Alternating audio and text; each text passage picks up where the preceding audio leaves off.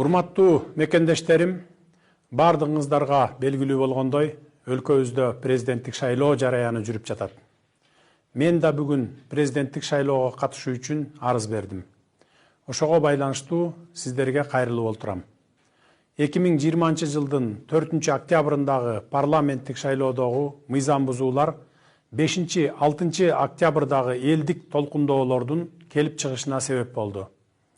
Бишкекте жана башка аймактарда нааразычылык акцияларга миңдеген адамдар катышты. Алар кайра шайлоо өткөрүүнү, президенттин отставкасын катуу талап кылышты.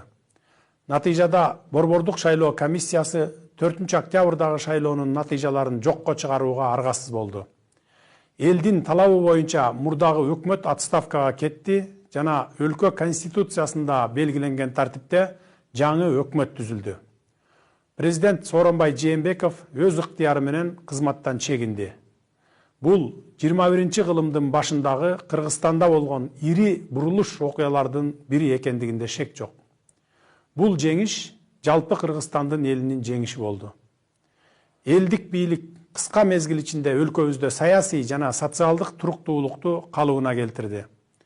Бардык эл аралык милдеттенмелер, буга чейинки эки тараптуу жана көп тараптуу келишимдер жана макулдашуулар толугу менен аткарылууда.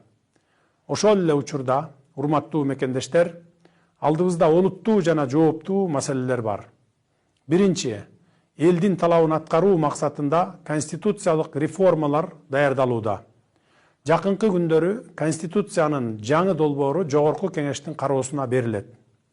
Баш мыйзамга өзгөртүүлөр боюнча ар бир жарандын сунушу эске алынат.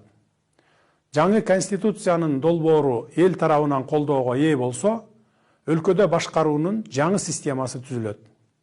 Экинчи, келерки парламенттик шайлоолорду конституциялык реформалар аяктагандан кийин 2021 жылдын жаз айларында өткөрүү болжолдонууда.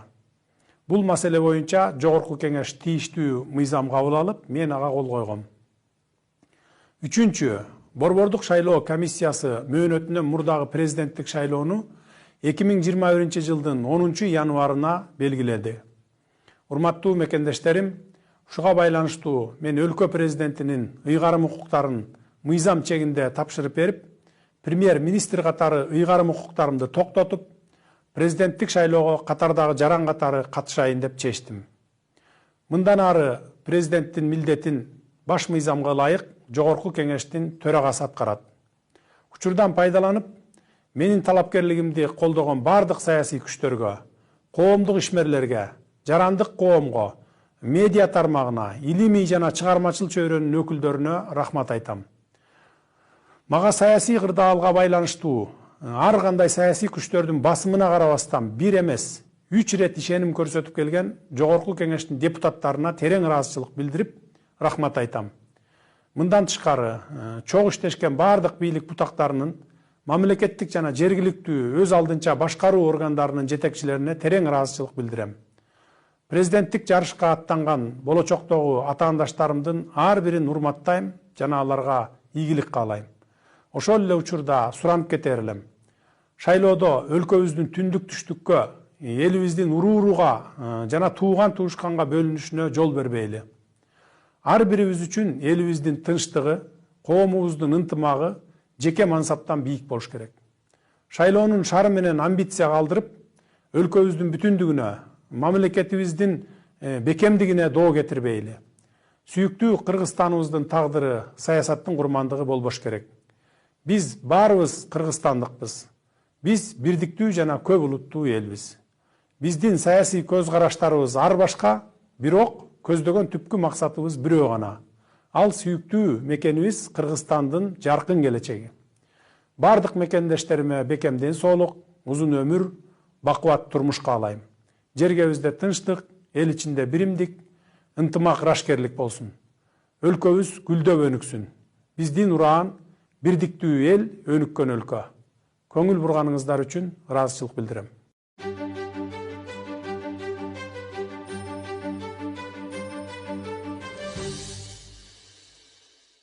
Дорогие соотечественники, как вы знаете, в нашей стране идет процесс подготовки к президентским выборам. Я тоже сегодня подал заявление для участия в выборах на пост президента. В этой связи я обращаюсь к вам. Массовые нарушения законодательства во время парламентских выборов стали причиной народных волнений 5-6 октября. В акциях протеста в городе Бишкек и других регионах участвовали тысячи людей. Они потребовали проведения повторных выборов и отставки президента. В результате Центральная избирательная комиссия была вынуждена отменить результаты выборов 4 октября. По требованию народа прежнее правительство ушло в отставку, и в порядке, определенном в Конституции, было сформировано новое правительство. Сооронбай Жээнбеков добровольно сложил с себя полномочия президента. Несомненно, это был одним из судьбоносных событий в Кыргызстане в начале 21 века. Эта победа стала победой всего народа Кыргызстана. Народная власть за короткое время восстановила стабильность в общественно-политической жизни страны. Все международные обязательства, а также подписанные к настоящему времени двусторонние и многосторонние соглашения и договоры выполняются в полном объеме. В то же время, дорогие соотечественники, у нас есть очень важные и сложные задачи, которые нам нужно решить, не откладывая. Во-первых, идет подготовка к конституционной реформе. В ближайшие дни проект новой Конституции будет подготовлен. Его внесут на рассмотрение Жогорку Кеңеша.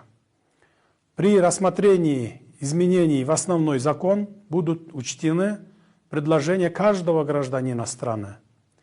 Если проект новой Конституции будет поддержан народом, в стране будет создана новая система правления.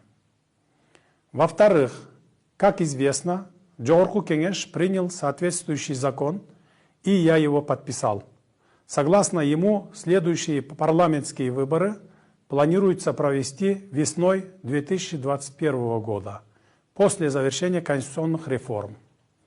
В-третьих, Центральная избирательная комиссия назначила досрочные президентские выборы на 10 января будущего года. Дорогие соотечественники, в связи с этим, как ранее заявлял, я решил сложить с себя полномочия президента страны, а также приостановить должностные полномочия премьер-министра Кыргызской республики, и как рядовой гражданин буду участвовать на предстоящих президентских выборах. Далее обязанности президента Кыргызской республики согласно основному закону будет исполнять Төрага Жогорку Кеңеша. Хочу поблагодарить все политические силы, общественных деятелей, представителей гражданского общества, медиасферы, научной и творческой интеллигенции, поддержавших мою кандидатуру.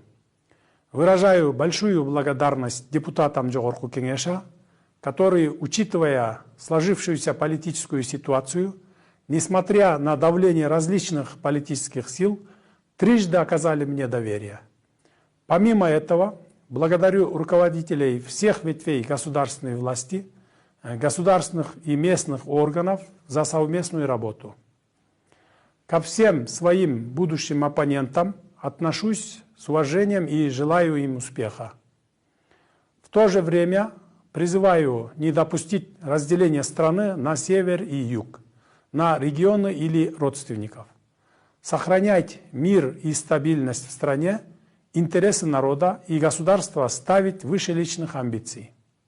Мир в стране, единство народа и безопасность нашего общества – это самые важные вещи. Для нас всех судьба нашего государства и родного народа должны быть дороже всего.